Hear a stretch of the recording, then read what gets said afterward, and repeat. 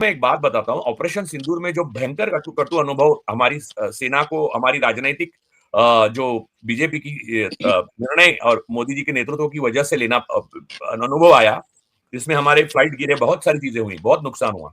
ये सारे के बाद अब भारत को पाकिस्तान पे मिलिट्री स्ट्रैटेजी और पॉलिटिकल और डिप्लोमेटिक वॉर जीतने के लिए बहुत टाइम लगेगा। ये नेतृत्व बदलने के बाद भी 10 साल लगेंगे फिर से, क्योंकि यूनाइटेड नेशन से लेके मिलिट्री तक और चाइना के साथ जो संबंध जोड़े हैं पाकिस्तान ने, और बाकी सारे अरब मुल्क और वो सब ईरान के साथ, तो उसके बाद उन्होंने हर हर हर मोर्चे पर भारत को शह दिया है।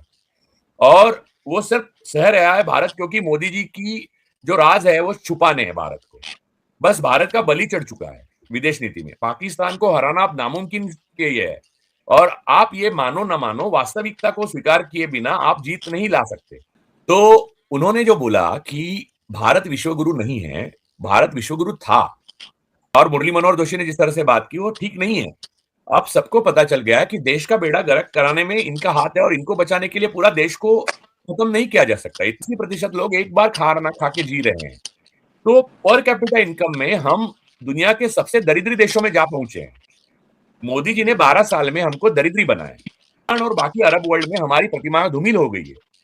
और हमारे लिए कोई दोस्त अब नहीं रहा, क्योंकि अमेरिका दोस्त नहीं रहा, क्योंकि ट्रंप। ये सब हम देश में देख रहे हैं, लेकिन फॉरेन पॉलिसी जिसको लेकर हमने देखा कि 12 साल में 56 की छाती से लेकर लाल आंख से लेकर विश्व गुरु अब हमारा डंका बोलता है। पहले वो कहता था कि तू क्या है, अब हम कहते हैं भाई तू क्या है। ये इजराइल को चूज हिंदुस्तान ने नहीं किया है, इजराइल को चूज बीजेपी आरएसएस कल्ट ने और मोदी जी ने किया है, क्योंकि उनको सत्ता में हमेशा के बिठा कर रखना हो ना सका। ये हुआ पाकिस्तान में। तो ये सारी बातें देखते हुए एक मोदी जी के राज और उनके दोस्तों के राज छुपाने के लिए 150 करोड़ का देश बलि चढ़ रहा है। ये मॉरल ऑफ द स्टोरी है। उसमें वेस्ट बंगाल भी आता है। तो कोई भी आश्चर्यकारक अगर चुनाव का नतीजा आए, तो उसमें आप ये मत समझिए कि लोगों ने वोट नहीं दिए, आप ये समझिए कि इसमें फॉरेन हैंड है। जी, तो जाहिर सी बात है कि बहुत गंभीर बातें हैं जो फिलहाल यहाँ पर आप राजू जी रख रहे हैं। लेकिन फिलहाल हमने देखा कि आपने देखा होगा मुरली मनोहर जोशी ने कहा कि आप विश्व गुरु हम थे, अब हम कोई विश्व गुरु नहीं है। तो अगर अब इस तरह की बातें कही जा रही हैं, अगर हम इंडियन इकोनॉमी को देख रहे हैं जिसके लिए कहा गया कि हम $5 ट्रिलियन की बनने जा रहे हैं, अभी आप ये देखें कि रुपया जितना कमजोर हुआ है और डॉलर के मुकाबले अब तक अपने न्यूनतम पर है, तो 6 नंबर पर हमारी इकोनॉमी जो है वो चली गई है। तेल के का हम हश्र देख ही रहे हैं, और एक्सपर्ट का कहना है कि इलेक्शन तक का इंतजार किया जा रहा है। जैसे ही इलेक्शन खत्म होगा उसके बाद हम बहुत ज्यादा जो है बड़े पैमाने पर तेल के दाम बढ़ते हुए देखेंगे, और एलपीजी की वजह से जो संकट है उसके बारे में कोई बात ही नहीं कर रहा है। मोदी जी इवेंट में बिजी हैं, आसाम में थे तो वहां चाय के बागानों में नाचने और गाने का आनंद ले रहे थे, वहां झालमुड़ी खा रहे हैं, वहां डाक फाउंडेशन लगा के तमिलनाडु जा रहे हैं। मिश्रा जी, 12 साल में से 10 साल तो कम से कम मैं खुद और मेरे जैसे बनी परकला प्रभाकर जी और कई लोग बोल रहे हैं, मोदी जी का नेतृत्व कोई एक डिप्लोमेट या स्टेट्समैन या इंटेलेक्चुअल का नेतृत्व नहीं है। उनका नेतृत्व पूरी थिएट्रिक्स पे चलता है, और पीआर एजेंसी जो विदेशी है वो उनको चलाती है। वो डायस्पोरा, वो सारी चीजें शुरू में वो उसका जो उसकी जो झांक थी उससे थोड़े लोग बह गए, लेकिन धीरे धीरे लोगों को पता चला कि ये एक्चुअली कुछ भी नहीं है। तो आप समझिए कि जो तमिलनाडु में ब्लैक शेड लगाकर वो जो बेस किया गया, झालमुड़ी खाई गई, देखिए उनके पास बताने के लिए कुछ है ही नहीं इंटेलेक्चुअल।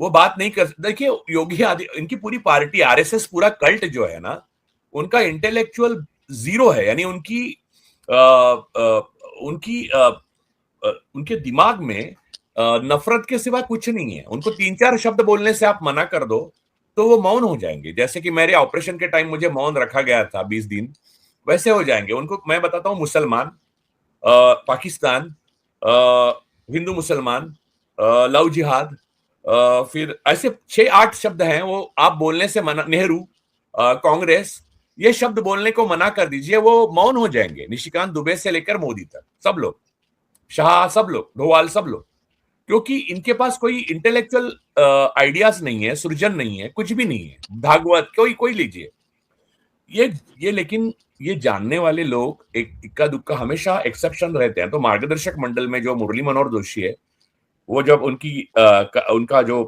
करियर था वो चरम पे था, थोड़ा ज्यादा बात करते थे, लेकिन वो इंटेलेक्चुअल है और वो पढ़ाते थे।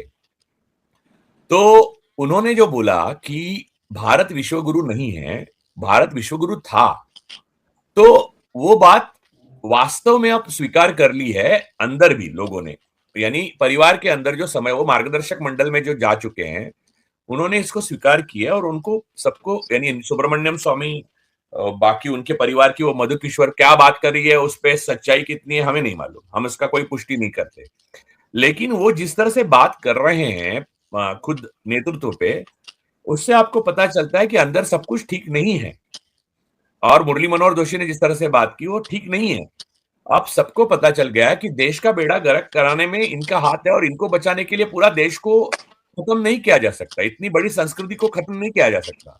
हमारे और ईरान के 3000 साल के पुराने संबंध जो है वो इन्होंने अपने पर्सनल फाइल्स के लिए दांव पे लगा दिए।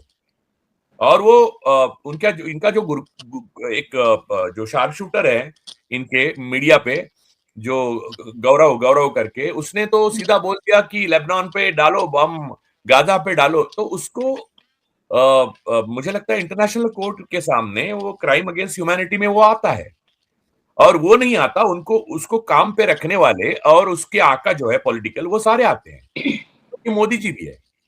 अगर आप नेतन्याहू को फादरलैंड और उधर वहां की जो जो मेडल है ही नहीं वो ले लेकर आते हैं, दूसरे दिन वॉर शुरू होता है, जो आपका पुराना दोस्त है, हर अच्छे बुरे टाइम में आपका साथ दिया ईरान ने, उनके जो सुप्रीम लीडर है आयतुल्लाह खमानाई, उनकी हत्या होती है, राजनीतिक हत्या है, उसको आप श्रद्धांजलि भी नहीं अर्पित करते प्रधानमंत्री। ये किस बात का डर है? ट्रम्प आपका 25 बार आपका यानी आपके देश का अपमान करते हैं, आप जवाब नहीं देते, किस बात से? अरुणाचल के गांव के नाम चीन बदलता है, आप जवाब नहीं, आपके मुंह से ऊंच तक नहीं निकलता। और झालमुड़ी खाने के टाइम आप प्याज खाते हैं, वो उसको बोलने के लिए जाते हैं, 10 रुपया उसको देते हैं। ये आप किसको बता रहे हैं? यहाँ की जल जंगल जमीन सारा एक क्रोनी को आपने लुटा दिया है, उसके खिलाफ बात करने की किसी भी कोर्ट की हिम्मत नहीं है, कोई भी हमारा जज इसके खिलाफ कोई ऑर्डर नहीं दे सकता। और आप 10 रुपए की वो झालमुड़ी खरीद रहे हैं ऐसा दिखा रहे, नहीं नहीं, ये तो आपको लेना ही पड़ेगा भाई। आप समझिए कि कल अगर वेस्ट बंगाल में इनका शासन आता है तो झालमुड़ी वाले पर पहले बुलडोजर चलेगा। तो ऐसे आपको याद है वो एक व्यापारी था जिसने इलेक्शन से पहले मोदी मोदी मोदी मोदी मोदी मोदी मोदी मोदी मोदी मोदी मोदी मोदी मोदी ऐसा बोला था अपने भाषण में, याद है? वो उसका वीडियो आया है रोते हुए कि उसका घर और वो उसका कारोबार बुलडोज किया गया। वो बोला ये बहुत बुरा हुआ, बुरा हुआ। लेकिन आप जो बोए हैं वो जो उग के आएगा, देखिए आप धतूरे के पेड़ को अगर बोएंगे तो आम तो लगेंगे नहीं, उसको धतूरा ही आएगा, तो आपको जहर ही खाना पड़ेगा। तो सारे भक्तों के लिए ये सबक है। जितने लोग नाचे थे इनके साथ वो सब लोग रो रहे हैं।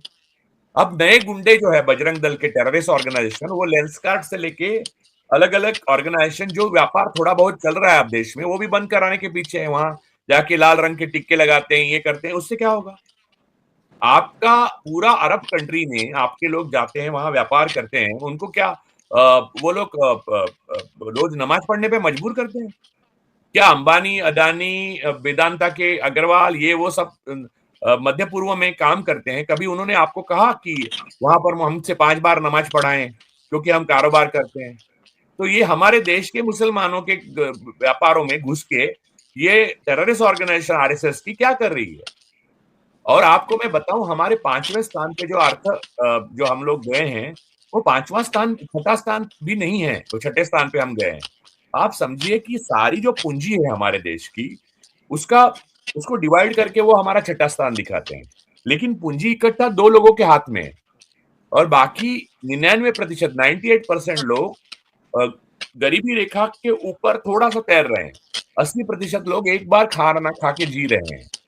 तो पर कैपिटा इनकम में हम दुनिया के सबसे दरिद्री देशों में जा पहुंचे हैं। मोदी जी ने 12 साल में हमको दरिद्री बनाया।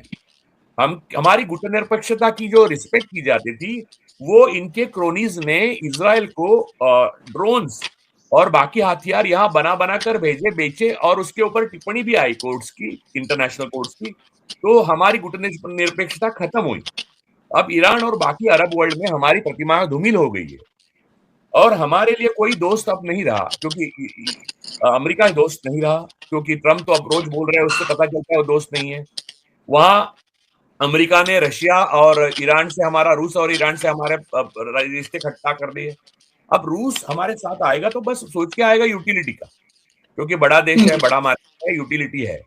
वो इसलिए नहीं, हमारा जो नेचुरल अलाई थी वो खत्म होगी। चीन को तो हम डरे हुए हैं, चीन को हम डरे हुए नहीं है, मोदी जी डरे हुए हैं। मोदी जी 18 बार जब मुख्यमंत्री थे तो गए थे, तो न जाने क्या करके आए हैं, चीन का नाम ही नहीं लेते हैं। अब सुब्रमण्यम स्वामी रोज उस बात को छेड़ते हैं। अब सुब्रमण्यम स्वामी भी जो बोलते हैं उसकी हम पुष्टि नहीं कर सकते, क्योंकि उसका सबूत नहीं है कोई। लेकिन आप समझिए, एक देश दांव पर लगा है एक आदमी के लिए। तो ये रिजीम जो है, मोदी रिजीम, उसका जाना तय है, लेकिन जितना जल्दी जाए उतना जल्दी देश ज्यादा बचेगा। अगर नहीं गए जल्दी, 29 तक विपक्ष ने इंतजार किया, तो सिर्फ बर्बाद, एक कंगाल और बर्बाद देश आपके हाथ में आएगा, जैसे नॉर्थ अफ्रीकन देश होते हैं वैसा, और उसका कुछ किया नहीं जा सकता। यानी नेहरू के हाथ में जो ब्रिटिशों ने देश हिंदुस्तान दिया था, वो भी इससे ठीक था। एक सवाल मेरा आपसे और आखिरी सवाल की, ये सब हम देश में देख रहे हैं, लेकिन फॉरेन पॉलिसी जिसको लेकर हमने देखा कि 12 साल में 56 इंच की छाती से लेकर लाल आंख से लेकर विश्व गुरु अब हमारा डंका बोलता है, पहले वो कहता था कि तू क्या है, अब हम कहते हैं भाई तू क्या है। इस तरह की तमाम चीजें हमें सुनाई गई। पहले हमारा कोई नाम नहीं लेता था, अब आप ये देखिए कि पूरे विश्व में हमारा डंका है। ये तमाम चीजें मीडिया के जरिए, व्हाट्सएप के जरिए लोगों तक फैलाई गई, और जब पूछा जाता है कि मोदी ने क्या किया है तो वो सबसे पहले यही बात कहते हुए नजर आते हैं। अब आप ये देखें कि जब पूरी दुनिया एक जंग में एक तरह से इन्वॉल्व है, और एक पूरे एक रीजन में तो ये जंग चल रही है जहां पे दुनिया की सबसे बड़ी ताकतें इन्वॉल्व है, पाकिस्तान उसमें एक अहम रोल निभा रहा है। पाकिस्तान एक डेस्टिनेशन है, पाकिस्तान पीस करवा रहा है, जिसको आप टेररिस्ट नेशन जो है वो आप कहते रहे, और अभी भी आप कहते हैं, कह रहे हैं कि आप दलाली नहीं करेंगे, लेकिन आप देखिए कि दुनिया की ताकतें वहां इकट्ठा होकर पीस की बात कर रही हैं। और भारत क्या कर रहा है? भारत क्या ये रोल निभा सकता था अगर मोदी जी ने इजराइल को ना चूज किया होता? क्या भारत की वो स्थिति नहीं हो सकती थी? क्योंकि हम तो ब्रिक्स के मेंबर हैं, हम होस्ट करने जा रहे हैं ब्रिक्स, और इसके अलावा हम ग्लोबल साउथ की अगर हम बात करते हैं तो हम सबसे बड़ी कंट्री हैं, और उसके बाद भी हमारा रोल क्या है? और गोदी मीडिया देखिए, हाय तौबा उसने मचा रखी है, वो और बेइज्जती करा रहे हैं। इसको आप कैसे देख रहे हैं? देखिए, इजराइल को चूज हिंदुस्तान ने नहीं किया है, इजराइल को चूज बीजेपी आरएसएस कल्ट ने और मोदी जी ने किया है, क्योंकि उनको सत्ता में हमेशा के बिठा कर रखना। यानी एक वो इजराइल के गवर्नर जनरल है, ऐसा आप समझिए, तो आपको आसान होगा समझने के लिए।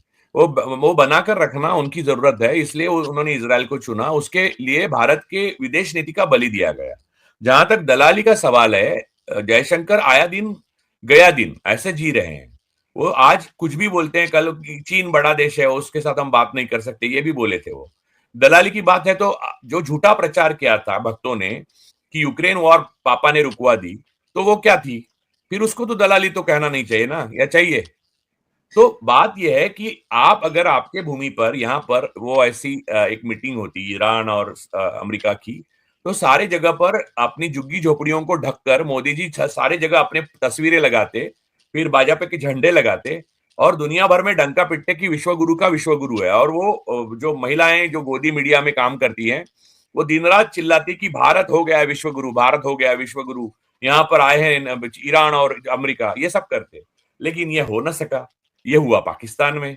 और आपको मैं एक बात बताता हूं, ऑपरेशन सिंदूर में जो भयंकर कटु अनुभव हमारी सेना को, हमारी राजनीतिक जो बीजेपी की निर्णय और मोदी जी के नेतृत्व की वजह से लेना अनुभव आया, जिसमें हमारे फ्लाइट गिरे, बहुत सारी चीजें हुई, बहुत नुकसान हुआ।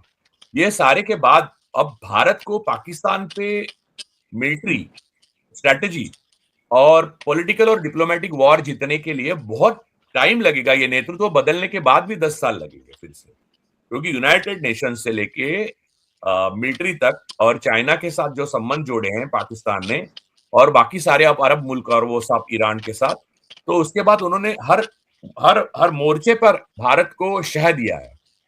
और वो सिर्फ सह रहा है भारत, क्योंकि मोदी जी की जो राज है वो छुपाने हैं भारत को। बस भारत का बलि चढ़ चुका है विदेश नीति में। पाकिस्तान को हराना अब नामुमकिन के ये है, और आप ये मानो न मानो, वास्तविकता को स्वीकार किए बिना आप जीत नहीं ला सकते। हमारे जो मिलिट्री के जनरल्स है, हमारे मिलिट्री के वो, आपने नरवणे की किताब को जिस तरह से दबा दिया, उसमें लिखा था ना कि क्लियर ऑर्डर नहीं, जो उचित समझो वो करो।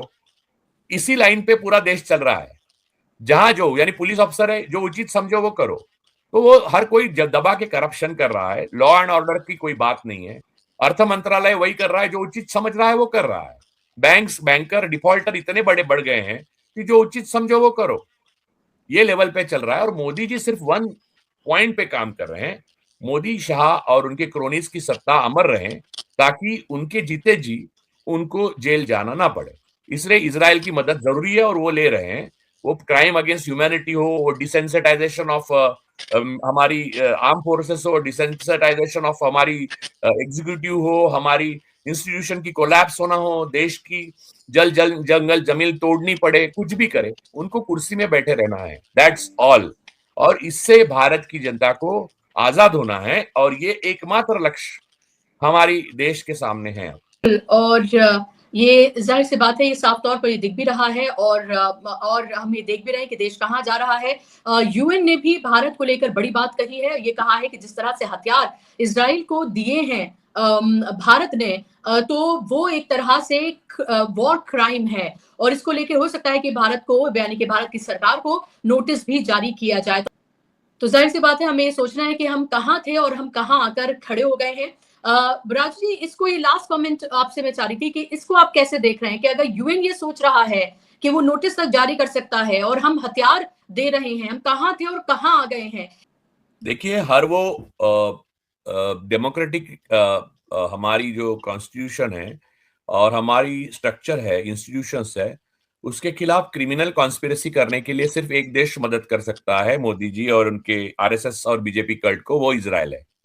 वो हर हर वो गलत चीज मुहैया कराते हैं, क्योंकि वो क्राइम जिस तरह से करते हैं गाजा में और लेबनान में, आपने देखा, बच्चे, बूढ़े, स्कूल, जर्नलिस्ट या अस्पताल कुछ नहीं देखते।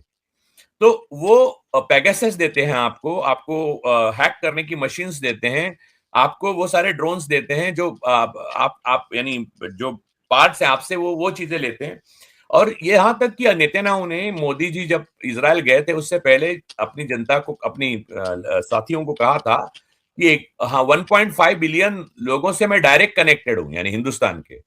यहाँ दोस्तों आपने देख लिया किस तरह भारतीय मीडिया ने मोदी की धोती खोल कर रख दी है। वो अगर देखा जाए ना, जब से ऑपरेशन सिंदूर हुआ था ना, जब से पाकिस्तान ने भारत को ठोका था ना, उसके बाद मोदी बहुत ज़लील हुआ है और पाकिस्तान की हर मुल्क में इज़्ज़त बढ़ी है और नाम बना है, और इंडिया हर मुल्क में जो है ना पीछे ही गया है, जिसकी वजह से ये जो राजू शंकर है ना, इन्होंने हकीकत से पर्दा उठाया। इन्होंने सच बताया कि जो हुआ है, जहाँ के गोदी मीडिया जो है ना वो अक्सर छुपाता रहता है, तो इन्होंने जो सच है वो सामने लाया है। तो आज के लिए दोस्तों इतनी है। मज़ीद अगर इस तरह की आपने रिएक्शन वीडियो देखनी है तो उसके लिए हमारे चैनल को सब्सक्राइब ज़रूर कर लीजिएगा, और उसके साथ बेल आइकन को भी आपने ऑन करना है, ताकि जो भी न्यू वीडियो होगी ना, वो उसका नोटिफिकेशन आपको मिलता रहेगा। तो मिलते हैं किसी और वीडियो में। अल्लाह हाफिज़। अपना बहुत ख्याल रखिएगा।